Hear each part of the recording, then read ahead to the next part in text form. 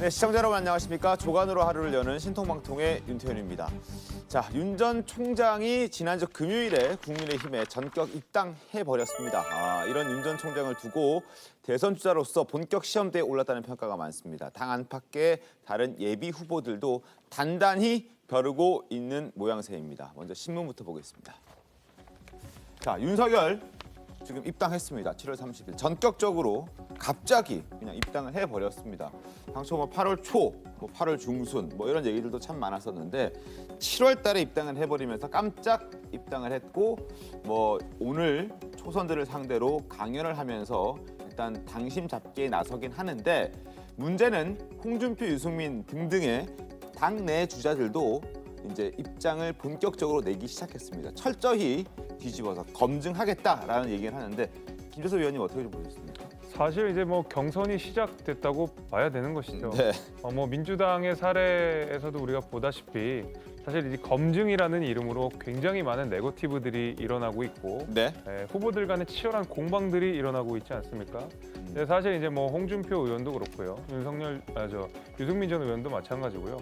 이제 선전포고를 했다고 봐야 되겠죠. 네. 이제부터 아마 치열한 그 경선 과정이 시작이 됐다라는 어떤 신호탄이라고 해석을 하고 있습니다. 알겠습니다. 자, 아래쪽에 세계일보 보겠습니다. 윤 전 총장의 입당 소식이 어느 정도 지지율 상승에 일단은 도움이 되고 있는 것 같다는 생각이 듭니다. 왜냐하면 이 기사를 보면 전격 입당에 컨벤션 효과가 있었나 이렇게 제목이 달리면서 이재명 경기도지사에게 12%포인트나 앞서고 있다. 윤석열 전 총장은 35.3%를 받았는데 2위인 이재명 지사와 오차범위 밖에서 두 자릿수 차의 격차를 벌렸다. 그래서 국민의힘 입당이 어느 정도 효과가 있는 것 아니냐 하는 목소리도 나오고 있습니다. 김재섭 위원님은 효과 있다고 보십니까? 어떻습니까? 당연히 효과가 있다고 생각이 됩니다. 네. 사실 지금 이제 국민의힘 입당 여부로 일종의 이제 씨름 같은 것들이 좀 있었는데 네. 이제 아마 그 컨벤션 효과가 당연히 있을 거라고 생각을 하고요. 네. 사실 우리가 그 지지난주에 이준석 대표와 치맥 회동을 한 일이 있지 않았습니까? 그렇습니다. 그 이후에도 약간의 그 지지율 반등이 좀 있었습니다. 아무래도 그 윤석열 후보와 국민의힘 간의 어떤 시너지 효과들이 같이 잘 맞물렸을 때 지지율 반등이 일어나는 사례를 우리 이미 한 번에 경험을 했었고 네. 본격 입당이 이루어지면서 이렇게 확 컨벤션 효과가 눈에 띄게 드러나게 된 것이 아닌가라고 생각하고 있습니다. 알겠습니다. 자, 윤 전 총장이 국민의힘에 7월 30일에 입당을 하면서 현재 여전히 야권 대선 선주자 중에서는 1위, 그리고 앞서 여론조사 보셨지만 이재명 지사와도 어느 정도 격차를 좀 벌리면서 1위를 달리고 있는 그런 상황인데요.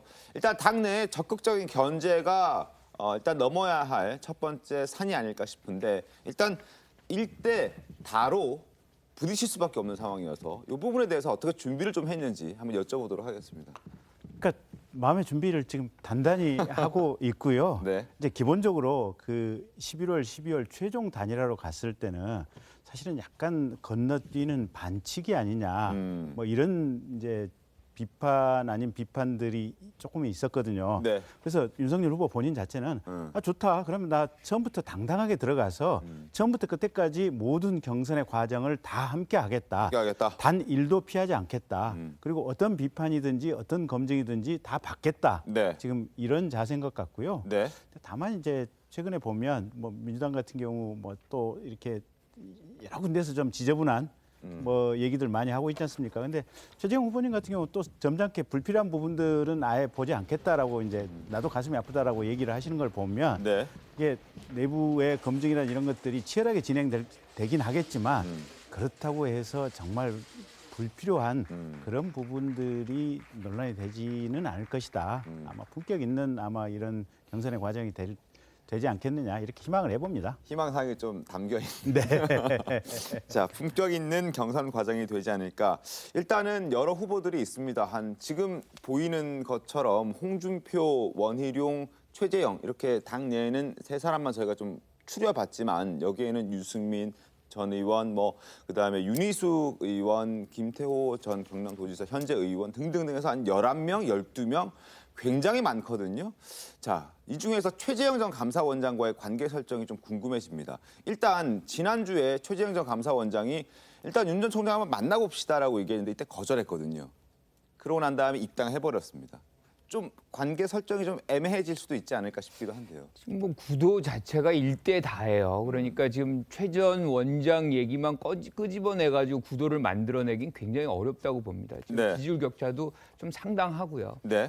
지금 이 상황에서 본다 그러면 민주당 예비 경선과 거의 복잡한 어떤 상황이 전개될 가능성이 있다.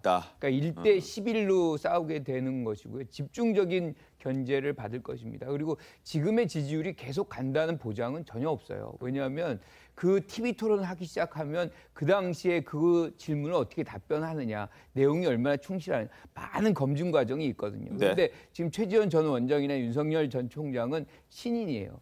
어떤 상황이 어떻게 이렇게 발생할지 아무도 모릅니다. 그래서 저는 이 지지율 개파 논쟁 별로 의미 없다고 생각하고 개파도 옛날에 국민 경선이 아닐 때, 그러니까 정치인들 예컨대 국회의원 수가 몇 명 왔다, 당협위원장이 몇 명 왔다, 이때 의미나 있는 거지. 지금 100% 여론조사상에선 그런 어떤 의미도 굉장히 퇴색됐거든요. 그래서 지금은 거의 리셋 상태에서 다시 시작하는 것이다. 하지만 지지율이 윤석열 전 총장이 높기 때문에 네. 집중적인 견제 받을 것이다, 이렇게 봅니다. 알겠습니다. 홍준표 의원 그리고 유승민 전 의원도 윤 전 총장을 향해서 이제 신비주의가 없어지면 지지율이 출렁일 거다 이렇게 얘기를 했던데요. 자, 김재섭 위원님,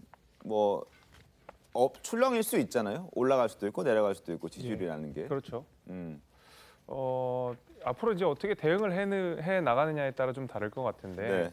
사실 윤석열 전 총장께서 이제 입당을 하고 나셔서 굉장히 이제 당내에서도 시끌시끌합니다. 네. 최근에 또 이 입당 문제에 관련돼서도 이제 이준석 대표와 약간의 이제 신경전 같은 것들 좀 보이는 것 같고 네. 다른 후보들도 이제 이에 대해서 한 마디씩 거들고 있는 상황이긴 한데 제가 알기로 우리 김경진 의원님도 계시지만 이 윤석열 전 총장의 캠프가 지금 상당 부분 이제 탄탄하게 구성이 잘 되어 있고 네. 또 이제 이런 네거티브 대응이랄지 아니면은 토론 대응이랄지 아니면 메시지 팀 역시도 굉장히 좀 탄탄한 수준으로 지금 잘 갖춰 있다고 생각이 돼서 네. 지금 이렇게 반등된 지지율을 상당 부분 이끌고 나갈 수 있지 않을까라는 생각은 저는 좀 있습니다. 이제 다만 이제 토론회라고 하는 것은 정말 후보 간의 치열한 공방이 이제 벌어지고 네. 그 가운데서 어떤 임기응변이라든지 아니면 본인의 정책적 비전들을 이야기할 기회들이 굉장히 많기 때문에 네. 일부 이제 조정이 될 수는 있겠지만은 일단 처음 스타트는 굉장히 높게 잘 가고 있고 이 높은 지지율이 상당 기간 동안 좀 유지되지 않을까라는 것이 이제 제 생각입니다. 지속되지 않을까? 알겠습니다. 한번 지켜보겠고. 그리고 윤 전 총장 입당을 두고 여권에서도 상당히 많은 비판들이 나오고 있는데 일단 추미애 전 법무부 장관, 꽁열에 비유해서 비판을 했던 추 전 장관이 조금 이런 얘기를 했습니다. 일단 수사가 다가오니까 머리를 박고 숨을 때를 찾았다. 이렇게 비판을 했더라고요. 네, 그러니까 입당을 왜 했는가? 그러니까 이제 수사가 되고 있으니까 숨을 때를 찾아야 되는데 숨을 때도 잘못 찾은 것 같다. 이러한 내용의 비판을 했습니다. 네. 지금 현재 이제 윤 전 총장 같은 경우에는 본인과 또 배우자 그리고 이 장모 사건과 관련되어서 이제 수사가 진행되고 있고 네. 본인이나 이 배우자와 관련돼서 중앙지검에서 지금 수사가 진행되고 있고 네. 장모는 지금 경찰에서 이 추모공원 사건과 관련된 이 수사를 하고 있어요. 근데 이 장모 사건과 관련돼서 이제 1심 재판이 끝나고 나서 좀 윤 전 총장에게 부정적인 영향을 미친 것이 아니냐 이러한 이제 평가들도 있어서 네. 다른 사건이 현재는 수사 중이긴 합니다. 그래서 어떻게 될지는 몰라요. 근데 이제 이런 것들이 부정적인 영향을 미칠 수 있을지 또 관심이 지목되고 있는 사안입니다. 알겠습니다. 여러 여야를 넘나들어서 대선 주자들, 예비 후보들이 지금 윤 전 총장의 입당에 대해서 여러 가지 의견들을 내놓고 있는 상황입니다. 그런데 사실 입당하는 날에 이준석 대표가 서울에 없었습니다. 그래서 입당 시까지는 아니지만 어쨌든 입당하겠다고 당사를 찾았을 때 이거 혹시 지도부 패싱하는 것 아니냐. 그리고 김기현 원내대표도 그 자리에 없었거든요. 그래서 여러 가지 목소리들이 많이 나오고 있는데 일단 당시에 이준석 대표 발언 잠깐 들어보겠습니다. 윤 전 총장 정격 입당이 대표님 측에 사전 통지되지 않았다는 얘기들이 나오는데 이게 사실인지. 윤석열 총장과 저는 공개되지 않은 여러 차례 대화나 그런 접견을 통해 가지고 그 입당에 대한 시각 차이는 많이 조율했습니다. 다만 이제 아무래도 보안 관계나 이런 것 때문에 전격적인 입당을 선택한 것 같은데 이 과정에서 다소간의 오해가 발생할 수 있지만은 버스가 출발하기 한 달 전에 먼저 앉아 계시겠다는 의지를 밝히셨기 때문에 저는 그것의 의미가 상당하다. 자, 일단은 대놓고 싫어하진 않습니다. 이준석 대표가 사전 조율이 있었기 때문에 입당 자체의 의미가 있고 8월 입당하기로 했던 분이 7월로 앞당겨졌으니까 그 자체의 의미가 있다라고 의미 부여를 좀 하고 있는 상황인데요. 김재섭 위원님, 그래도 좀 섭섭하고 서운하지 않겠습니까? 그렇죠. 저는 좀 조금 안타깝긴 합니다. 이게 사실 하루 정도만 있다가 하셔도, 그러니까 뭐 토요일 주말이긴 하지만 이제 오늘이 월요일 날 입당을 하셔도 굉장히 큰 화제가 됐을 것이고 굉장히 그림도 좋았을 거라고 생각이 되거든요. 근데 사실 이 당 대표의 일정이라고 하는 것은 전날 이미 공지가 다 됩니다. 네. 그러니까 이준석 대표가 순천으로, 그러니까 전 호남 방문을 한다는 일정은 사실 그 전날 이미 다 알려진 사실이고, 그것을 이제 윤석열 그 캠프에서 사실 몰랐을 리는 없다고 생각이 되는데 네. 이렇게 좀 급작스럽게 이루어진 배경에 대해서는 사실 좀 안타까운 면이 있어요. 사실 뭐 왜냐하면 이준석 대표도 있고 김기현 원내대표도 있고 네. 이렇게 다 어우러진 상태에서 환대를 하면 그것도 사실 큰 그림이 되는 것이거든요. 근데 저희가 어느 정도로 지금 윤석열 총장이 입당 사실을 지도부가 몰랐냐면 저도 지금 현재 이제 대선 경선 준비위원으로 일을 하고 있는데 네. 저희가 대선 경선 준비위에 회의를 하고 있는 동안 제가 속보로 윤석열 총장이 입당한다는 7월 것을 30일 금요일 날 예, 조선일보의 속보를 보고 제가 회의를 잠깐 멈추고 윤석열 총장이 입당한다고 합니다라고 해서 당시 이제 대선 경선 준비위원들이 그때 그 사실을 다 알았었거든요. 당연히 호남에 가 있던 이준석 대표도 이 사실에 대해서 몰랐었고요. 그래서 네. 조금 당이랑 조율을 하고 왔었으면 당 입장에서도 훨씬 더 매끄럽게 준비해주고 훨씬 더 큰 이벤트를 만들어서 국민께 윤석열 전 총장이 국민의힘에 입당해서 우리의 후보로서 이제 떳떳하게 서고 본격적인 경선 레이스에 들어갑니다라고 크게 우리가 홍보도 해줄 수 있고 어떤 그런 이 여러 가지 재반 사정을 만들어줄 수가 있었는데 제가 너무 몰랐다는 것이 조금 굉장히 아쉽다 이렇게 생각을 하고 있습니다. 아쉽다. 네. 진짜 몰랐던 것 같네요. 진짜 몰랐습니다. 네. 네. 어떻게 보세요? 윤석열 전 총장이 생각하는 좋은 그림은 이준석 대표가 있는 그림이 아닌 거예요. 그러니까 이준석 대표가 있으면 어떻게 되냐면 주도권이 딱 나눠지거든요. 그리고 오히려 더 이준석 대표에게 스팟라이트이 갈 수 있는 그런 상황이 있어요. 제일 먼저 제가 상상되는 건 뭐냐면 우리 배터리 있잖아요. 네. 핸드폰 배터리. 네. 그거부터 그릴 거란 말이에요. 빨간색으로. 이러면 이제 주도권이 입당을 완료시킨 사람에게 모아지는. 그러니까 주인공이 사실상 윤석열에서 이준석으로 바뀌는 이런 장면. 제 생각은 의도적으로 이렇게 이준석 대표가 없을 때 갔을 공산이 굉장히 크다. 그 이유는 지금부터는 이준석 대표에게 모든 당의 주도권을 줄 생각이 없다는 것을 명백히 하는 거거든요. 그러니까 70여 명의 당협위원장의 지지 발언 그리고 이제 뭐 40여 명의 어떤 의원들의 입당 요청 뭐 이런 것 등등의 어떤 세과시를 하는 그런 장면이 연이어서 나오는 것이거든요. 네. 그래서 지금부터는 사실상 이준석 대표와 윤석열 전 총장의 어떤 권력 싸움 뭐 이런 것도 좀 전개될 가능성이 매우 높다. 이렇게 알겠습니다. 자, 7월 30일로 한번 거슬러 올라가 보면 당시 오전 한 11시쯤에 권영세 당시 이제 대외협력위원장이 전화를 받았다고 합니다. 윤 전 총장에게. 나 지금 당사로 가겠다. 이제 당사로 온다는 그 말에 권영세 의원 같은 경우에는 이거 입당하겠다라는 메시지이겠구나라고 생각을 했고 그리고 당시에는 이준석 대표, 김기현 원내대표는 자리에 없었고요. 그리고 지금 옆에 경선준비위원회 위원으로 참여하고 있는 김재섭 위원 역시 몰랐다라는 얘기입니다. 그런데 이를 두고 지금 김관옥 교수님께서는 의도적이다, 주도권을 줄 생각이 없다, 지금 뺏기기 싫어한다 이렇게 해석을 하신단 말입니다. 김경진 의원께 여쭤보고 싶은 게 그런 의도를 갖고 설마 7월 30일 날 급격스럽게 입당을 했다라고 내부적으로는 그렇게 계산이 서 있었습니까? 제가 그날 아침에 한 9시 반쯤, 한 10시쯤 됐나요? 네. 후보께서 소집하신 긴급 참모회의를 참여를 해서 제가 전후 사정을 7월 30일 날 금요일 날 당일에. 네. 전후 사정을 다 알고 있고요. 네. 이제 기본적으로 첫째 우선 이준석 대표를 보기 싫어하느냐? 아닙니다. 윤 그건 후보가 아니다. 네, 이준석 대표에 대한 리스펙이 강하게 있고요. 네. 아마 오늘도 저 지금 초선 의원 7시 반에 아마 했을 겁니다. 저 예. 연찬 강연이 끝나고 나면 아마 네. 곧바로 지도부 예방이 있을 거예요. 9시 40분에 예정돼 있습니다. 지도부 예방이 돼 있고 그 자리에서 이준석 대표하고 또 원내대표 뭐 김기현 등등 원내대표. 해서 아마 상견례 자리가 있을 거고 그 자리에서 아마 이준석 대표께서 입당 환영에 적절한 세레머니를 해주실 걸로 저는 알고 있고요. 그다음에 아마 내일 모레 수요일도 이준석 대표 주재하에 네. 아마 국민의힘 당의 대선 주자들이 아마 어디 봉사활동 함께 하는 걸로 지금 예정이 돼 있는 것 같은데 네. 거기도 함께 이렇게 하기로 하셨다는 것 같아요, 보면. 그래서 기본적으로 이준석 대표의 당 대표로서 리더십에 대해서 존경을 한다라고 하는 것이 후보님의 입장이고요. 이제 저게 왜 급작스럽게 얘기가 됐냐면 네. 원래 그 전에 이제 며칠 전에 치맥 회동을 했을 때 예. 아마 두 분이 이제 이렇게 귓속말로 네. 8월 초순쯤이라고 얘기가 오고 갔었던 것 같아요, 보면. 그런데 갑작스럽게 어느 매체에서 그 목요일 저녁인가 금요일 새벽인가 월요일 날 입당한다라고 하는 단독 보도가 나왔는데 이제 기자들이 계속해서 이제 질문이 쏟아지는데 네.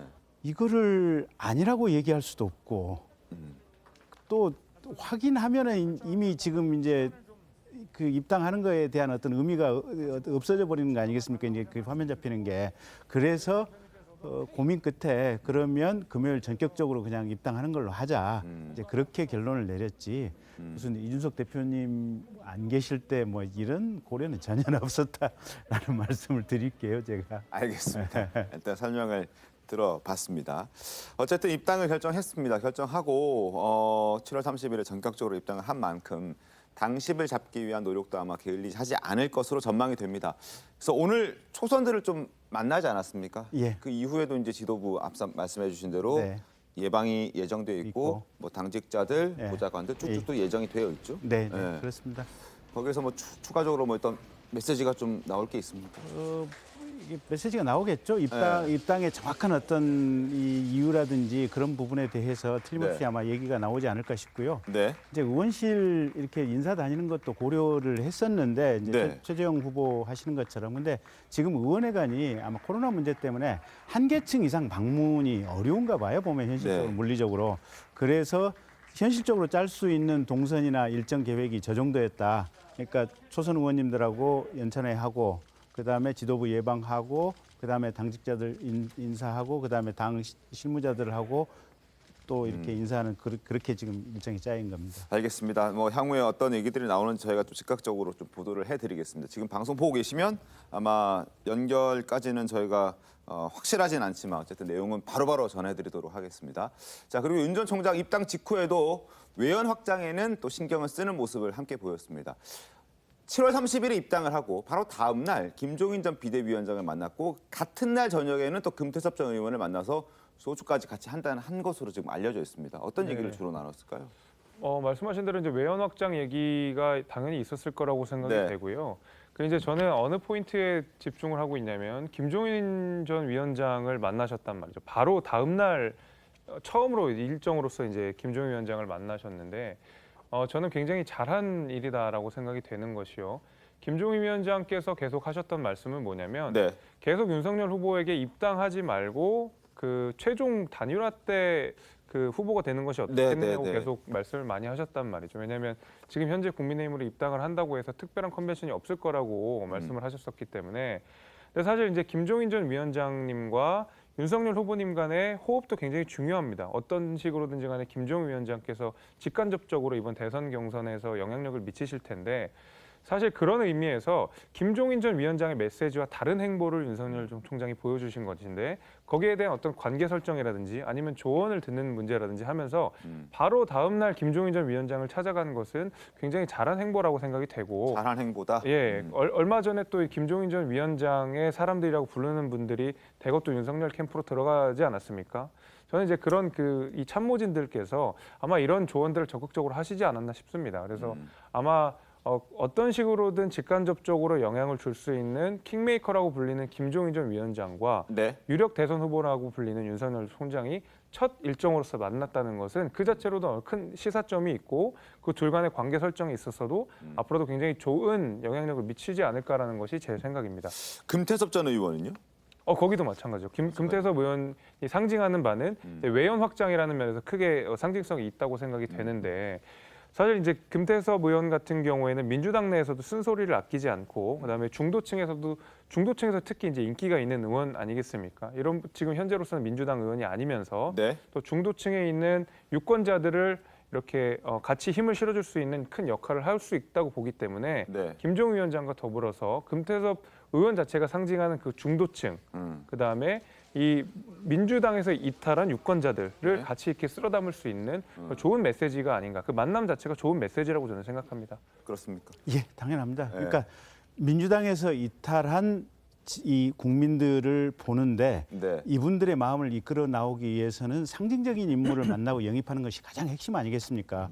그렇다면 그 상징적인 인물의 중심에는 사실은 금태섭 전 의원이 있는 거고 조금 더 생각을 한다면 조국 흑서를 쓰신 뭐 진중권 작가라든지 또 김경률 회계사라든지 공경혜 변호사라든지 이런 분들이 있는데 문제는 이제 조국 흑서 저자들 같은 경우 직접 저희가 뭐 만나서 이렇게 영입 요청을 했을 경우에는 네. 경우에 따라서는 이 국민들 중에 이 호사가들 이렇게 말씀 많이 하시는 분들이 무슨 이런 정치적인 이분들이 정치적인 의도가 있어서 이 책을 쓴 것이 아니냐 이런 식의 어떤 왜곡된 비판을 할 우려가 있기 때문에 지금으로서는 대단히 조심스럽고 근데 금태섭 의원 같은 경우는 현실적으로 정치를 했었고 네. 민주당으로 출마를 하려다가 거기서 어떻게 보면 그 강력한 민주당의 내부 어떤 이 극렬 세력에 의해서 예. 공천이 배제가 됐고 그렇기 때문에 금태섭 의원을 만나서 영입할 수 있다면 저희로서는 가장 좋은 어떻게 보면 대국민 메시지가 될 수 있겠죠. 근데 그 전 단계로 후보께서 금태섭 의원을 만나서 정권 교체의 당위성에 대해서 서로 공감했다라고 하는 얘기가 나오고 그리고 나서 계속해서 좀 도와주십사 하는 의견을 저희가 이제 요청을 드려야죠. 뭐 대답이 좀 긍정적으로 나온 게 있습니까?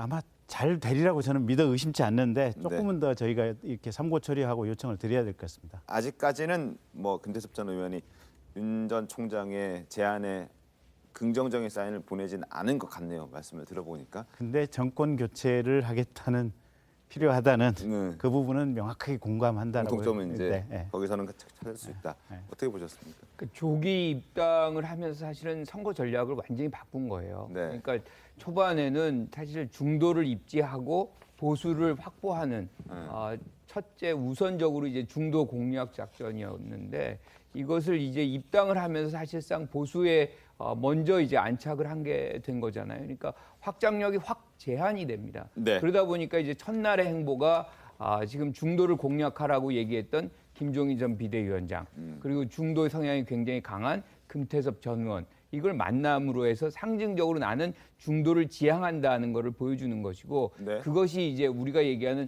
중수청 그러니까 중도 수도권 청년 뭐 이쪽의 전략을 이제 찾아가는 네. 그런 전략으로 이제 전환됐다라고 얘기를 할 수 있는데 네. 사실은 그런 상황 속에서 그러면 이제 문제는 중도와 탈진보 이분들이 어떻게 바라보느냐 입당에 대해서 벌써 이제 김종배 전 의원 같은 경우는 지지를 철회합니다. 그러니까 이런 식으로 이제 당에 가면 당의 색깔이 규정이 되기 때문에 사실은 외연 확장이 굉장히 어려운 것이고 뭐 그런 그렇기 부담은 때문에 있겠죠. 그렇기 예. 때문에 김종인 전 비대위원장이 여기에 먼저 있고 나중에 어차피 이 국민의힘당의 지지자들 어디 안 가니까 거기 나중에 이렇게 확보해도 된다 뭐 이런 조언을 한 것인데 지지율이 이제 급락하고 이런 어떤 위기 의식이 사실상 이 국민의힘당의 조기 입당을 만들어 놓은 것이죠. 그러다 보니까 이제 이런 방식의 탈출구를 찾고 있는데 그것이 얼마만큼 이제 지속 가능하게 효과를 보이느냐. 정치는 효과거든요.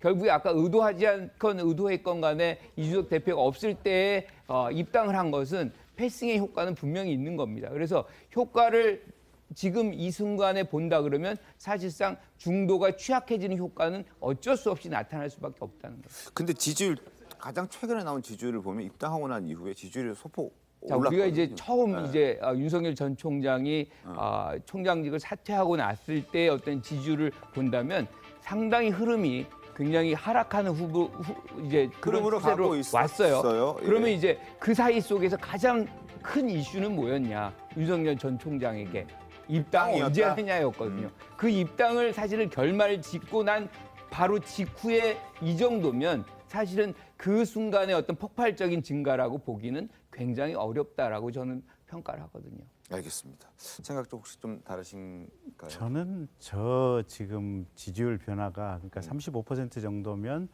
윤석열 후보가 과거 펄펄 나를 때 지지율 거의 육박한 거거든요.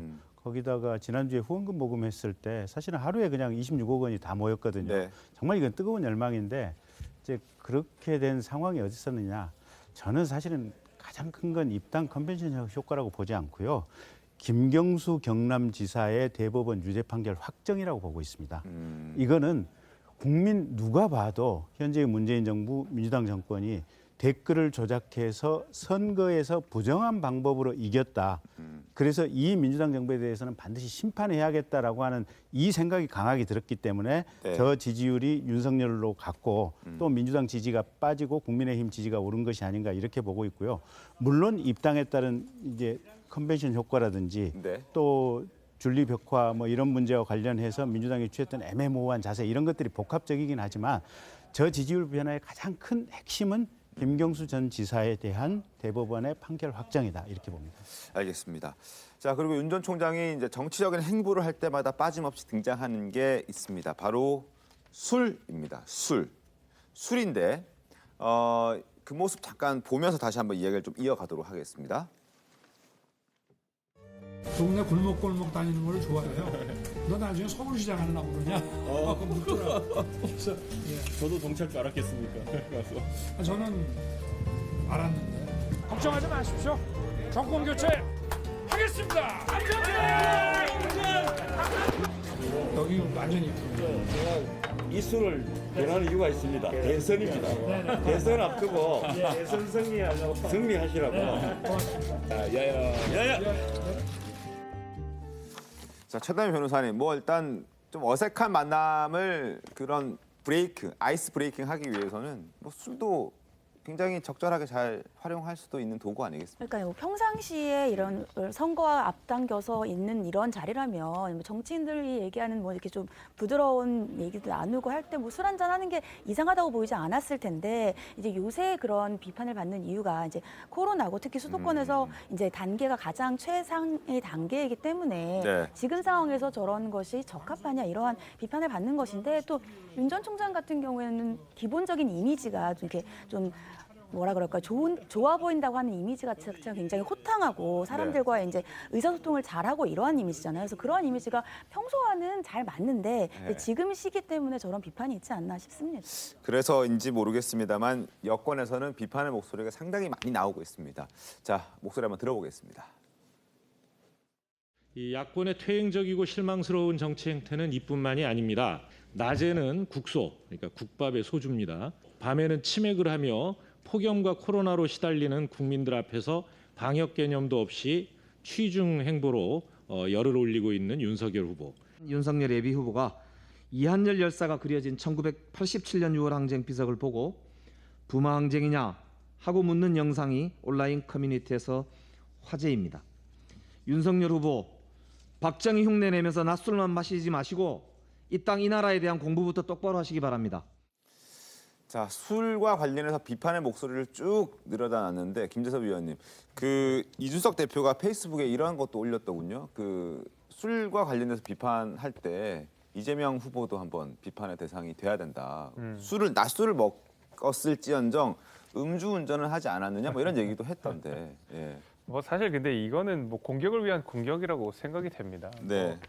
어떤 방식으로든 점심 저녁은 먹어야 되는 것이고 이게 네. 방역 방침을 위반하지 않는 선에서 어떤 정치적 행보를 이어가는 것이 저렇게까지 정치적 공격의 대상이 돼야 되는가에 대해서는 사실 조금 저는 의문이 있고요. 저는 저런 비판에 앞서서 과연 민주당이 저런 비판을 할 자격이 있는가에 대해서 한번 이야기하고 싶은데 네. 자영업자들이 어렵게 지금 된 이 방역 방침을 내린 것은 결국 이제 민주당 정부에서 일어난 것입니다. 네. 거기에 대해서 뭐 야당이 단순히 이런 정치적 행보를 넘어서 뭐 손실보상이라든지 아니면 방역 방침 완화라든지 여러 가지 안들을 제안했음에도 불구하고 굉장히 일관적이고 굉장히 강압적인 정부 방역 방침을 일관되게 유지를 해왔었거든요. 네. 그리고 이제 뭐 재난지원금과 관련돼서도 계속 여야 간의 공방이 있지 않았습니까? 저희 입장에서는 계속 자영업자들을 위한 손실보상을 더 늘려줘야 된다라는 이야기를 계속했었고 소급 적용에 있어서도 넉넉하게 소급 적용해야 된다고 계속 얘기를 사실 했었습니다. 사실 그런 것들은 싹 다 묻어두고 결국 저렇게 해서 술 먹는 게 잘못이다라고 이야기하는 것은 아니 뭐 어떤 이 민주당 정부에서 내놓은 방역 방침에 대해서는 아무런 책임을 지지 않고 저렇게 술 먹는 거 가지고 뭐 이렇게 비판을 하는 거라고밖에는 저는 보이지 않아서 물론 뭐 저 국민들께서 보시기에 삶이 네. 힘든데 정치인들은 저렇게 술 마시는 거 아니냐라고 비판을 하실 수도 있겠지만은 그 비판에 앞서 정말 이 사태를 유발한 아주 핵심적인 책임은 결국 민주당과 이 문재인 정부에게 있다라는 말씀을 저는 오히려 더 드리고 싶습니다. 코로나의 문제는 사실은 이렇게 당리당략적인 접근하면 안 돼요. 지금 사실 4단계고 굉장히 위기 상황입니다. 이럴 때는 정부가 지금 가장 고민하는 것 중에 하나가 뭐예요? 자영업자, 소상공인들 이런 굉장히 피해가 많잖아요. 여기에 여야가 합의해서 지금 지원을 하려고 하고 있습니다. 그런데 이 방역 방침이 잘못됐다라고 얘기하면 지금 계속 코로나가 지금 거의 한 1,500명대가 20일 거의 한 달 이어져 오고 있거든요. 이거를 그러면 어떻게 또 방치해서 더 늘려 나가야 되나요? 미국식으로 7만 명 다시 찍어야 되나요? 이거는 뭐 책임 있는 어떤 입장이 아니라고 생각을 하고 네. 다시 술 얘기로 돌아가면 네. 술을 먹으면 사실 분위기도 좋고 좋죠. 근데 그것이 일상화된다 그러면 이게 이제 계속 대선 국면에서 윤석열 전 총장이 굉장히 사실은 부각이 되고 많은 사람들이 보잖아요. 그러면 이렇게 술 먹는 것이 이런 코로나 상황에서도 가능하고 다 괜찮은 거라는 인식을 줄 수가 있기 때문에 사실 그 문제를 지금 지적하고 있는 거거든요. 그러니까 그것을 일상화하기보다는 한 번 정도 한다 그러면 누가 뭐라 그러겠습니까? 근데 이걸 사람들 만날 때마다 지금 이어지고 있거든요. 그렇다 그러면 이것을 누가 적절하다고 얘기를 할 수 있는지. 그리고 또 한 가지 이제 이재명 전 지사의 어떤 음주운전 경력 문제는 그거 변호사 시절에 굉장히 오래된 얘기입니다. 그리고 이제 그 부분에 대해서 본인도 다 사과를 하고 있고 지금 윤석열 전 총장은 대통령 후보예요. 그럼 그 후보의 어떤 준하는 행보를 해야 하는 것이 맞는 것이지 그것을 과거에 오래된 변호사 시절의 어떤 그것과 등치시켜서 얘기를 하는 것은 이런 비판을 피해가려는 그런 의도로뿐이 해석이 안 되는 겁니다. 알겠습니다. 자, 어쨌든 뭐 대선 가도가 이제 본격화되면서 윤 전 총장의 어떤 사소한 행동들도 뭐 언행들도 도마에 오르고 있는 것 같은데 그 연장선에서 과거 주 120시간 노동 발언에 이어서 이번에는 불량식품 발언으로 또 여권 지지자들의 집중 타겟이 되고 있습니다. 어떤 얘기를 했는지 들어보겠습니다. 2006년 중수부 연구원 할 때까지 그 책을 계속 갖고 다녔어요.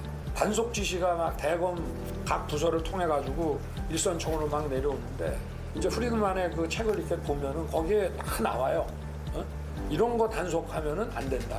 단속이라는 거는 퀄리티를 여기로 기준을 딱 잘라줘 가지고 이거보다 떨어지는 거는 전부 형사적으로 단속을 하라는 건데 예를 들면 햄버거 뭐 50전짜리도 먹을 수 있어야 되는데 50전짜리를 팔면서 뭐 위생이라든가 이런 퀄리티는 5불짜리로 맞춰놓으면은 그거는 소비자한테 이건 선택의 자유를 제한하는 거다.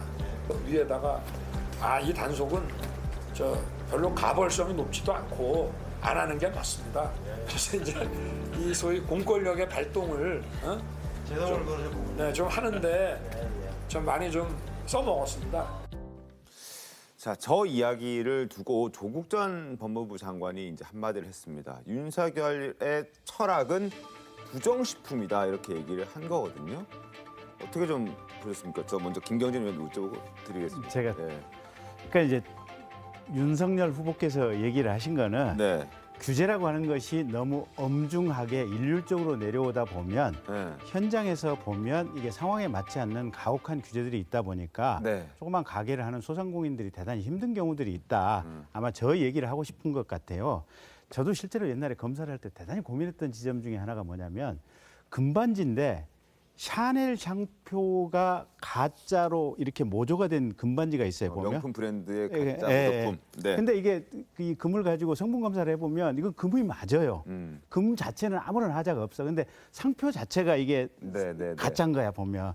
그러면 이때 우리가 법에 정해진 매뉴얼에 따르면 이 금 자체를 압수해서 국고로 귀속을 시켜야 돼요. 이건 상표법 위반이니까 몰수를 해야 되는데, 근데 이게 그 상인들 입장에서는 이 금 반지 하나에 뭐 10만 원, 20만 원씩 하는데 이거 수백 개씩 압수를 하거든요. 몇 천만 원 이게 압수가 되고 경우에 따라서 그냥 가게가 망하는 수가 있어요. 근데 내부 규정에 따라서는 이거 당연히 우리 최 변호사님 계시지만 몰수 대상이고 이게 그렇게 해야 할 수밖에 없는 거예요, 보면. 그래서 현장에 맞는 구체적인 사안의 규제의 타당성이라는 것이 과연 어디까지인 건가. 이 검사들 입장에서는 대단히 고민스러운 지점들이 좀 있어요, 보면. 그래서 아마 매경 인터뷰할 때 규제라고 하는 것이 현장에서도 타당할 수 있는 그리고 대한민국의 사회 경제적 현실에 적합한 규제가 필요하다. 아마 그 얘기를 하고 싶어 하시는 것 것이 아닌가 저는 그렇게 이해가 되고요. 네. 아까 술 얘기는 사실은 이 얘기를 진짜 드리고 싶었어요. 저희가 바라는 대통령은 네. 첫째 좀 건강했으면 좋겠고 두 번째 그 이전에 제가 정치평론을 한 10년 이상 했었는데 제발 대통령께서 야당의 당대표하고 저녁에 단둘이 만나서 소주 한 잔씩 하면서 정말 막혀있는 정치적인 현안을 풀 수 있는 이런 문화가 있었으면 좋겠다. 이런 얘기를 저희가 수없이 했거든요, 보면. 근데 저 가령 그 다른 지난번 대선 과정에서 가령 문재인 후보나 저기 이재명 후보 이렇게 술을 이렇게 드시는 장면들이 있거든요. 그러니까 그런 차원에서 이해를 하면 저건 괜찮은 거예요, 보면. 근데 저게 그냥 술만 초점을 가져가지고 비판을 하는 것도 보면 전체적인 맥락하고 상관없는 비판이 아닌가 싶고 제발 누군가 다음번 대통령이 되시는 분이 있으면 좀 상대 정당에 이렇게 대표하고 제발 만나서 저녁에 밥도 먹고 술도 먹고 밖으로 얘기하지 말고 좀 속닥속닥 하시면서 국가를 위해서 온전한 타협을 좀 이루어낼 수 있는 그런 문화가 됐으면 좋겠다라는 얘기를 추가로 드리고 싶습니다. 네. 그러니까 조국 전 장관이 윤석열 철학은 부정식품이다. 뭐 저는 거기에는 동의하지 않습니다. 그렇게 함축적으로 이렇게 매도할 수 있는 그런 건 아닌 것 같은데 문제는 뭐냐면 이 안에 들어가 있는 내용이에요. 그러니까 우리가 불필요한 규제는 반드시 철폐를 해야죠. 그래서 어떻게 보면 기업하기 또는 뭐 장사하기 좋은 상황을 만들어 드리는 것이 중요한데 문제는 뭐냐면 여기에 들어가 있는 문제. 그러니까 햄버거 예를 들고 50전을 얘기하고 5불을 얘기합니다. 자, 건강의 문제는 어떤 식으로든 양보할 수 없는 부분이에요. 그러니까 규제를 일률적으로 다 풀어줄 수는 없다는 얘기예요. 그러다 보니까 이제 조국 전 장관이 식품이라는 단어를 강조하고 있는 거거든요. 그래서 이제는 대통령 후보가 되셨기 때문에 뭐 하나를 얘기할 때 그 효과가 일파만파입니다. 다 해석이 가능할 수 있기 때문에 신중하게 접근할 필요가 있다는 얘기죠. 알겠습니다. 자, 그리고 벽화 얘기 잠깐 해보겠습니다. 지난주에도 저희가 소개해드린 바가 있는데 이 줄리 벽화 탓에 주말 내내 서울 종로가 시끌시끌했다고 합니다. 줄리 벽화가 그려졌던 곳에 보수 진보 가릴 것 없이 사람들이 몰려와서 온갖 낙서를 하면서 굉장히 보기 싫은 흉물로 벽이 변해버렸다고 합니다. 화면 보겠습니다. 자, 바로 저 모습입니다. 줄리의 벽화가 있던 저 자리에 저렇게 정말 낙서가 도배가 돼버리는 바람에 지금 뭐가 그려져 있었던 자리인지도 구분하기 힘들 정도로 지금 뭐 보이시죠? 경인선도 보이고 킹메이커, 뭐 제명아, 이재명 지사를 얘기하는 거겠죠? 뭐 여러 가지 단어들이 보입니다. 근데 과거는 줄리의 남자들이라고 해서 이제 줄리 사진, 줄리 벽화가 그려졌던 건물이었는데 참 낙서가 많이 돼 있다. 지저분해 보인다. 좀 다소 격한 표현으로 흉물로 돼 보인다 이런 얘기가 들릴 정도로 심각하게 훼손이 돼 있습니다. 자, 줄리 벽화를 설치한 건물주는 자신의 건물에 그려진 벽화가 정치적으로 논란이 일자 정치적인 의도도 또 배후도 없다는 입장을 거듭 밝혔습니다. 그 목소리 잠깐 듣겠습니다. 보수애들이 그렇게 과격하게 나올 줄도 몰랐고 어이가 없어요. 어이가. 이게 황당해요. 황당해. 내가 단지 풍자해서 쓴 것뿐인데 전혀 정치적 의도 없이 한 걸 가지고 말이야. 이 배우가 있다느니 뭐 어쩌니 해보니까 내 나이가 몇인데 그 누구한테 조종당하고 하겠습니까? 내년에 60입니다. 정도도 없고 어디 뭐 야당 여당 그런 것도 없어요. 좀 며칠간 좀 약간 피곤하실 것 같은데 뭐 상관없으세요? 전혀 예. 신경 안 써요. 나는 떳떳하니까. 본인들도 떳떳하면 신경 쓰지 말아가세요. 대법원에서 판결문 나오면 없애준다 그러세요. 자, 그런데 이렇게 논란이 된 줄리 벽화가 서울 종로에만 그치는 게 아니라 충북 청주에도 그려질 것 같습니다. 자, 최다미 변호사님, 한 SNS에서 지금 제2의 줄리 벽화를 예고하는 글이 올라왔다고 하던데요. 네, 그러니까 이제 충북 청주에 유사한 벽화를 그리겠다 이런 예고가 올라왔습니다. 보시는 것처럼 이 어떤 한 남성이 청주에 줄리의 남자 벽화를 그리겠다. 근데 아직 장소는 파악되지 않았다 이러한 게시물을 올렸고 이 게시물이 한 뭐 30일 오후 8시를 기준으로 했을 때 138개 리트윗을 기록하면서 이제 확산이 되고 있는 상황입니다. 근데 이제 이 서울에서 저 줄리 벽화가 있었을 때 배우가 누구냐 뭐 이러한 얘기들이 있었잖아요. 그러니까 네. 그걸 또 겨냥을 해서 배우는 국민이다. 또 이러한 언급도 했습니다. 근데 저 그리겠다라고 글을 쓴 저 SNS 계정에 어떤 팔로우 또 이런 것들을 좀 찾아봤더니 거기에는 또 문재인 대통령도 있고 또 여러 가지 이 현 정부에 관련돼 있는 고위급 인사들이 많이 있었다라는 기사들도 있던데 요거는 김경진 의원님 어떻게 좀 봐야 됩니까? 글쎄요. 그러니까 이제 뭐 저희들이 객관적으로 확인한 바는 아니지만 네. 저기 종로에 이제 그림을 그리신 분이나 또는 그림을 그리시도록 허락한 분이나 또 청주에 그리겠다고 하는 분이나 결국은 그냥 통상적인 보통 사람의 추리를 가지고 본다면 민주당의 극렬 지지자 아니겠느냐 이렇게 이제 추리를 할 수밖에 없는 것 같고요. 네. 그래서 이제 저희가 좀 아쉬웠던 대목은 민주당에서 이건 초창기에 아주 강하게 이래서는 안 된다. 그 국가의 어떻게 보면 가장 축제가 될 수 있는 대통령 선거에서 우리가 품격 있는 선거를 치를 수 있도록 우리 지지자들도 함께 해줬으면 좋겠다. 이런 메시지가 좀 빨리 나왔으면 좋았을 텐데 그런 메시지가 천천히 좀 나온 부분은 저희도 좀 유감이긴 합니다. 유감이다. 네. 그럼 앞으로 더 이게 만약에 전국적으로 확산이 된다면 그때는 법적 대응도 생각하십니까? 그러니까 기히 말씀드렸다시피 저거는 표현의 자유와 형법상의 모욕죄의 어떻게 보면 경계선상에 있는 문제고 후보도 그렇고 캠프 안에서도 그냥 법적 대응 안 하는 게 좋겠다. 그냥 괜히 윤석열이 싫어서 돌을 던지겠다고 하면 그냥 우리는 그 돌을 맞겠다. 더 이상 법적 대응을 할 생각은 없습니다. 추가적으로 뭐 확산되는 바람이 불더라도 법적 대응은 하지 않겠다라는 게 이제 입장인 것 같습니다. 자, 추미애 전 법무부 장관도 줄리벽화 논란에 한마디 했습니다. 화면 보겠습니다. 자, 지금 벽화 가지고 떠들 때냐? 정체가 완전히 구석기에 머물러 있다라고 얘기를 합니다. 대통령 혼자 미래를 보고 달려가고 있다라고 얘기를 했더군요. 김관욱 교수님. 네. 자, 앞에 두 줄만 보면은 뭔가 이 벽화에 대해서 분명하게 입장을 밝히는 것 같은데 뒤에 대통령만 혼자 미래를 보고 달려가고 있다는 얘기에서 조금 내용이 좀 달라지는 것 같아요. 뒤에 이제 문장은 네. 경선을 위한 문장이고요. 앞에 두 문장은 이제 벽화에 대한 본인의 견해라고 네. 볼 수 있죠. 그런데 벽화라는 것이 표현의 자유인 것만은 분명해요. 네. 하지만 이것이 가져다는 오늘 제가 효과 말씀을 많이 드리는데 굉장히 부정적입니다. 이것이 한국 정치를 희화화하는 것이고 네. 한국 정치 문화가 굉장히 수준을 떨어뜨리는 거예요. 그리고 아까 우리가 이제 그 벽화를 봤지만 결과적으로 그 벽화 그대로 남아 있지 않아요. 온갖 보수, 진보 다 거기다가 자기가 원하는 글씨 다 써놓습니다.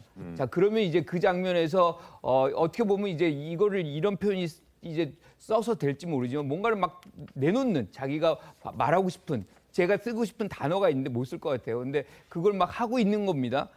이런 장면이 그러면 그 건물주가 원했던 장면인지 저는 그 부분은 좀 그 건물주가 성찰적으로 좀 보실 필요가 있다고 생각을 하고 네. 그 와중에 또 이제 뭐 예컨대 김건희 씨에 관련된 그런 부분도 있지만 김부선 씨 사진도 있단 말이에요.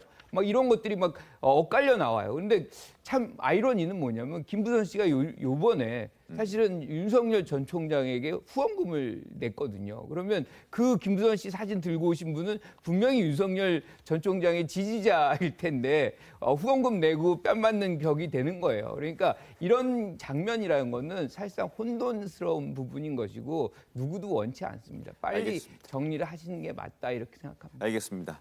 자, 9시 40분에 국민의힘의 이준석 대표와 윤 전 총장의 만남이 예정돼 있는데 아직까지 국민의힘은 최고위원들의 발언이 이어지고 있다고 합니다. 조금 더 기다려보고 윤 전 총장과 윤석 대표가 어떤 이야기를 하게 될지 또 어떤 그림이 만들어질지는 저희가 잠시 뒤에 연결되는 대로 시작되는 대로 또 연결해서 보여드리도록 하겠습니다. 국민의힘 이야기 좀 더 이어가겠습니다.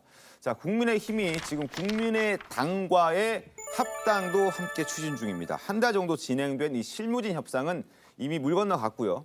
이제 대표 대 대표 이 협상으로 넘어왔는데 이것도 쉽지가 않습니다. 이준석 대표가 합당 시안을 이번 주로 못 박았고 안철수 대표는 지금 직접적인 반응이 아무것도 없습니다. 관련 신문 보겠습니다. 서울신문입니다. 안철수의 최후 통첩 날린 이준석. 자, 국민의당 이런 반발이 나옵니다. 이거 고압적인 갑질이다라고 얘기를 하는데 왜 안 대표는 얘기가 아무것도 없는 겁니까?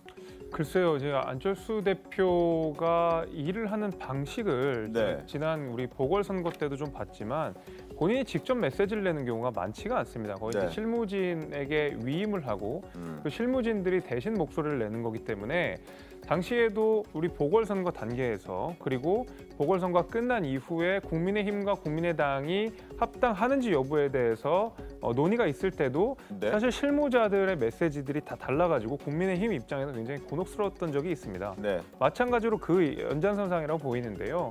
이준석 대표는 그 지점을 아주 잘 알고 있는 사람입니다. 네. 바른미래당 때부터 안철수 대표와 같이 당 활동을 좀 했었고 네. 특히 국민의힘과 국민의당 입당에서 말하자면 신경전을 벌이고 있는 상황이기 때문에 이런 안철수 대표의 행보를 지적하면서 직접 목소리를 내시라. 실무자들한테 맡기지 말고 직접 목소리를 내셔야 확실한 우리도 응대를 할 수 있지 않겠느냐라는 따끔한 지적을 한 것으로 보입니다. 알겠습니다.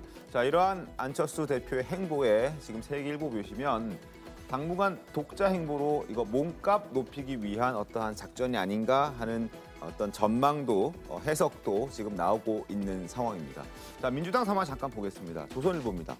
자, 이재명, 이낙연 네거티브 이제 벌써 한 달이나 됐습니다. 한 달 됐는데 서로 효과 없이 서로 내상만 있고 지지율은 주춤하다.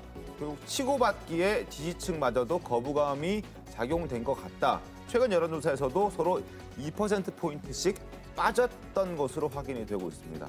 어쨌든 원팀 협약식까지 했는데 그게 무색한 만큼 네거티브 공방은 계속 이어지고 있는 그런 상황입니다. 자, 국민의힘, 국민의당 소식 잠깐 전해드립니다. 실무진 협상 한 달 정도 진행이 됐는데 별 소득 없이 끝났습니다. 그래서 이준석 대표가 지금 이런 얘기를 했거든요. 국민의당이 국민의힘에게 무리한 요구를 하고 있다 이렇게 주장했습니다. 어떤 요구들이 있었는지 이준석 대표의 페이스북 글 좀 소개해드리겠습니다. 자, 일단 당명 변경을 요구하고 있다고 합니다. 그리고 29개 당협위원장 공동 임명도 요구하고 있고 시도당 위원장 임명 요구, 그리고 대선 선출 당원 당규 변경을 요구하고 있습니다. 이러면서 괄호 열고 누구를 위한 것인지도 모르겠다 이렇게 얘기를 했고요. 당 부채 승계 요구, 사무처 당직자 승계 요구, 포괄적 차별금지법 동의 요구 등등등등 여러 가지 협상하면서 뭔가 계속 튀어나오고 있다. 그래서 자주 만나자는 말을 하기가 어려워진다. 만나면 만날 때마다 뭔가 새로운 요구 조건이 튀어나오기 때문에 만나자라고 말하는 것조차 두려워진다라고 이준석 대표는 페이스북에 글을 썼습니다. 그리고 지난 3월 재보궐선거 전에 안철수 대표가 단일 후보가 되지 않더라도 합당하겠다라고 말을 했던 적이 있는데 그 목소리 잠깐 듣겠습니다.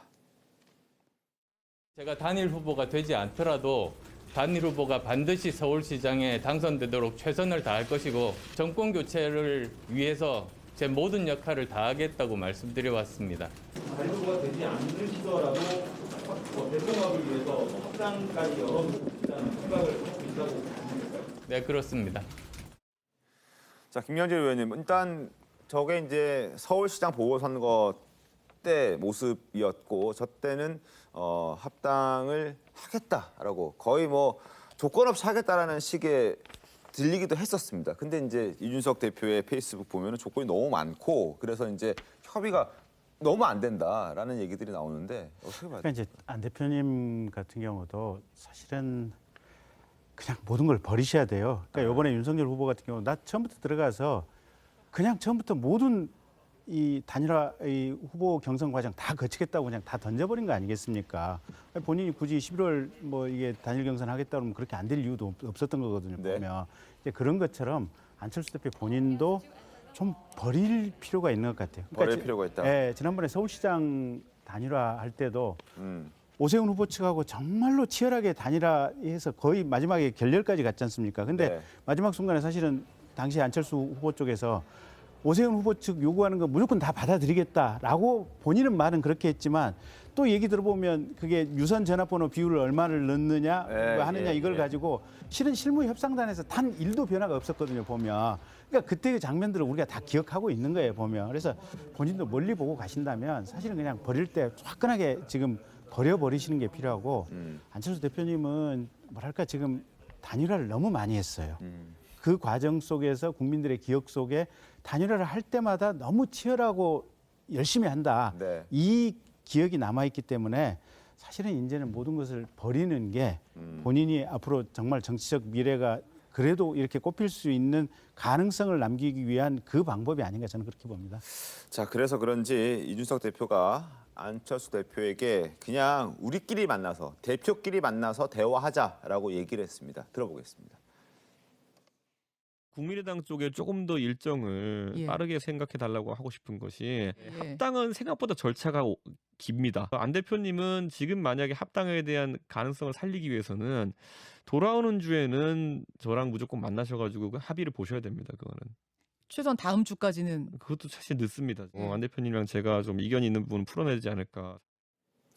자, 두 사람의 만남이 이번 주에 성사가 될지 안 될지도 모릅니다. 미지수입니다. 왜냐하면 안철수 대표가 아무런 대답이 없기 때문에. 그리고 국민의당은 고압적인 갑질이라고 반발을 하고 있기 때문에 두 사람이 만날지 않을지도 잘 모르겠는데, 자, 갑질이라고 반발하고 있는 국민의당 메시지 한번 보여드리겠습니다. 자, 합당 최후 통첩 알린 이준석. 이 대표가 국민의당과 합당 시한은 다음 주로 못 받겠다. 그러니까 이번 주입니다. 이번 주 안에 결정 나지 않으면 나 다음 주 휴가 가니까 만날 생각 없다. 그리고 만나더라도 8월 말 그 예비 경선까지는 굉장히 시간 촉박하기 때문에 어렵다라는 입장을 냈거든요. 그랬더니 국민의당 대변인인 안혜진 대변인이 매우 고압적인 갑질로 받아들일 수밖에 없다. 그랬더니 또 이제 이 대표가 제1야당에게 당명 바꾸라고 하고 대화 거부하는 게 이게 갑질 아니냐 이런 얘기를 하고요. 그리고 제1야당의 진정성의 무게가 깃털처럼 가볍고 포용성이 벼룩의 간만큼 작아 보인다라고 또 국민의당 대변인이 반발합니다. 그랬더니 또 이제 이준석 대표가 국민의당은 상대 당 대표에게 벼룩의 간 같은 소리 하지 말고 협상에 임하라라고 얘기를 하거든요. 정말 안철수 대표의 의중이 국민의당 대변인, 국민의당의 지금 권은희 원내대표를 통해서 나오는 건지 아니면은 안철수 대표는 정말 말 안 하고 가만히 있는데 저들의 의견이 계속 반영이 되는 건지 사실 그 좀 궁금하거든요. 어떻게 보세요? 안철수 대표의 의견이라고 생각을 해요. 생각하십니까? 그리고 갑질이라고 저는 볼 수가 없어요. 왜냐하면 갑질이라는 것은 갑의 도움 없이 을이 피해를 볼 때, 그럴 때 이제 우리가 갑질이라고 얘기를 하거든요. 네, 잠시만요. 말씀 끊어 죄송한데요. 지금 이 시각 현재 국민의힘 국회, 국민의힘 사무실에 윤석열 전 검찰총장이 입당한 이후 처음으로 이준석 대표와 함께 만나는 장소에 등장을 했습니다. 자, 현장의 모습을 보고 계신데요. 지금 여러 의원들과 함께 인사를 나눴고 아마 최고위 회의가 끝나고 기다렸다가 직후에 바로 윤 전 총장이 회의실로 모습을 드러낸 것 같습니다. 자, 어떤 메시지가 나올지 굉장히 궁금해지는 상황인데 두 사람의 만남, 앞서 말씀드린 대로 7월 30일에는 이루어지지 않았습니다. 윤석 대표는 지방에 일정이 있어서 지방에 갔던 상황이고 그 이후에 처음으로 만나서 과연 어떤 얘기를 할지, 패싱 논란이 맞을지 아니면은 불가피했는지 이런 얘기들을 직접 한번 들어볼 텐데 잠시 뒤에 또 옆에 왼쪽에 김기현 원내대표도 보이는군요. 지금 이제 국민의힘의 당 지도부들이 모두 자리에 함께하고 있습니다. 지금 이준석 대표가 윤석열 전 검찰총장에게 입당에 축하하는 의미를 담아서 꽃다발을 증정하고 있는 모습이고요. 또 박수도 주변에서 터져 나오는 것 같습니다. 자, 이제 또 입당을 하는 과정에 또 뭔가요? 이준석 대표가 들고 있는 게 김재섭 위원님? 글쎄요, 제가 지금 뭘까요? 확인이 잘 안 되는데요. 네. 그건 것 같습니다. 최근에 저희 국민의힘에서 네. 정책 공모전을 했습니다. 정책 공모전? 예, 저번 주에 11명의 국민의힘 대선 후보들을 모아놓고 2,700개가 넘는 정책 공모안 중에서 좋은 안들을 뽑아가지고 저렇게 대선 후보한테 증정하는 전달식을 한 바가 있거든요. 그래서 지금 윤석열 후보가 입당을 하고 첫 행보를 이어가는 지금 저 장면 속에서 다른 후보들에게도 전달했던 정책 공모전의 이 모음집들을 우리 후보 정책에 좀 참고하시라는 의미로 저걸 다 전달합니다. 지난달에 윤 전 총장이 없이 당내 인사들만 모였던 대선 후보 자리에서 줬던 책자들이군요. 자, 현장의 목소리 한번 들어보도록 하겠습니다. 우리 국민의힘과 함께 문재인 정부를 심판하고 정권 창출하는 것에 힘을 보태주기로 하신 우리 윤석열 전 검찰총장께 깊은 감사의 말씀을 드리고, 제가 지난주쯤에 이제 소위 말하는 치맥 회동을 하면서 대동소이라는 말을 했습니다. 예. 그런데 이제 대동소이를 저희가 좀 갈아치워야 될 것 같습니다. 이제 이 정도면 대동소이가 아니라 우리 당의 식구가 되셨으니 대동단결. 좋네요. 저는 원래 일심동체를 생각했었는데 일심동체, 대동단결, 결국은 우리는 하나다라는 것을 앞으로 강조하게 될 것 같습니다. 제가 그 당대표 취임한 뒤로 우리 경선 절차는 버스가 돼야 된다라는 이야기를 했습니다. 그리고 버스라는 것은 공정한 시간표를 통해서 공정한 방식으로 운영돼야 된다 해서 강조했었는데 우리 윤석열 전 총장께서 그 버스에 탑승해 주신 것을 정말 감사드리고 제가 공언한 대로 이제는 우리 버스에 탑승하신 모든 분에게 정말 안락한 경험 그리고 안전한 경험 그리고 무엇보다도 목적지까지 문제없이 도달할 수 있도록 하는 경험을 제공하는 것이 우리 당과 지도부의 역할이라는 것을 이제 잘 알고 있습니다. 그 탑승하신 버스 안에서 같이 탑승하신 분들과 치열하면서도 그리고 아주 공정하고 그리고 흥미로운 경선을 진행해서 나중에 우리가 정권 교체를 이루는데 꼭 일조해 주시기 부탁드리겠습니다. 그리고 참 감개무량합니다. 우리가 앞서 9시에 진행했던 또 입당식을 통해 가지고 오늘만 우리 당의 정말 훌륭한 대선주자분들이 각각의 특색을 가지고 두 분이 이제 국민들 앞에 인사를 드리게 되었습니다. 그래서 또 이 세레모니성 기분을 좀 내기 위해서 그 스티커 붙이고 시작하도록 하겠습니다. 총장님 직접 한번 붙여보시겠습니까 이거? 제가 이게 저희가 자, 지금 그 뒤에 보이는 로딩 중이라면서 이제 배터리 그 양이 표시가 되어 있지 않습니까? 한 2칸 정도 지금 비어 있는데 그 중에 하나를 지금 이준석 대표가 윤 전 총장 입당한 기념으로 채우겠다라고 해서 지금 윤 전 총장이 직접 그 배터리 빈 칸을 채우고 있는 상황입니다. 마지막까지 다 채우나요? 아, 다 채우는군요. 이제 거의 끝났다 이렇게 판단한 겁니까? 지금 2칸 남아 있었는데 윤 전 총장이 입당함과 동시에 나머지 빈칸 2칸도 다 채워져 버렸습니다.